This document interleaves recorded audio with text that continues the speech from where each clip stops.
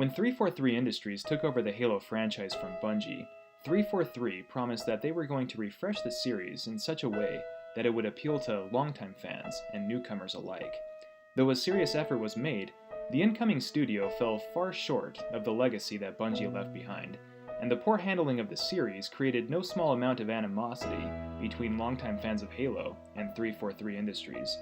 Because of these missteps, Bonnie Ross, who is the head of 343, recently said in an interview with IGN, referring to the yet-to-be-released Halo Infinite, "We're kind of calling it a spiritual reboot," she said.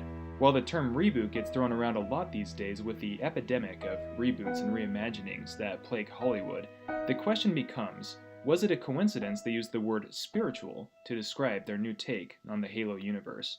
Or rather, what does Halo even have to do with spirituality in the first place?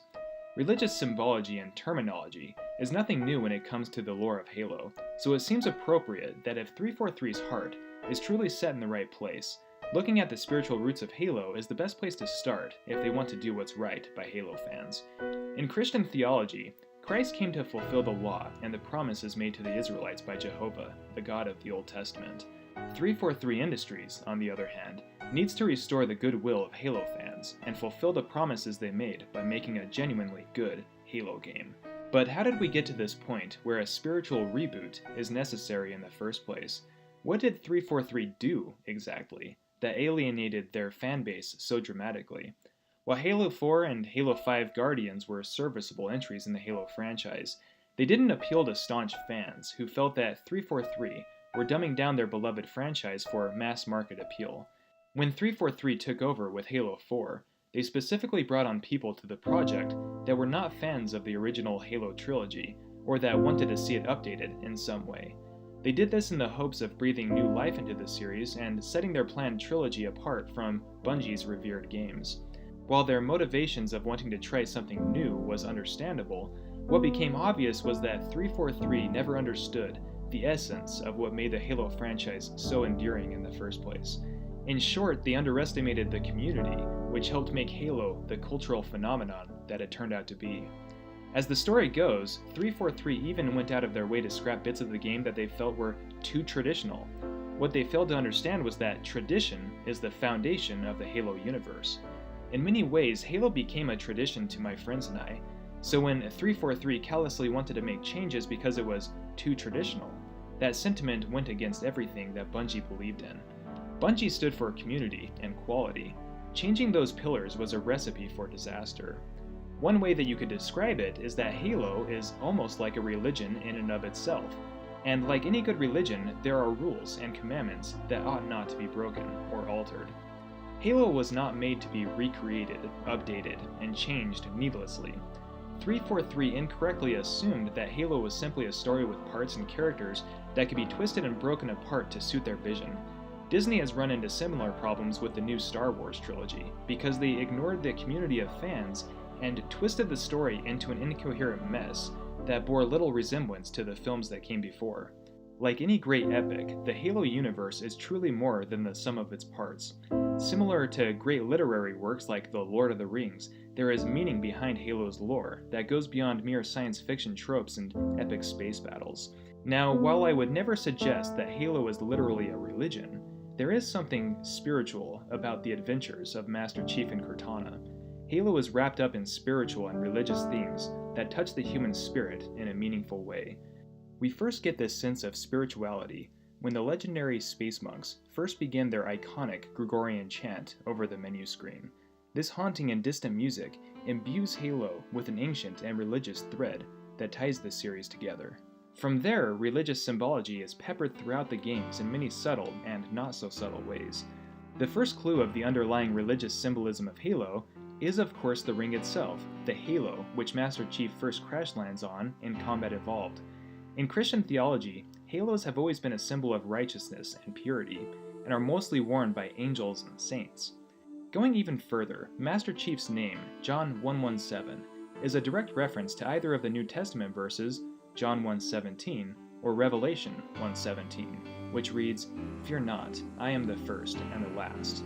Then there is the Ark in Halo, which can be directly tied to Noah's Ark, or the Ark of the Covenant. Speaking of Noah, there is of course the Flood. which are a scourge with the capability to wipe out all life in the universe, which bears obvious equivalency to the Great Flood from the Old Testament. The alien collective that Master Chief finds himself battling with call themselves the Covenant. Throughout the Old Testament, Jehovah repeatedly made covenants with the children of Israel and the prophets.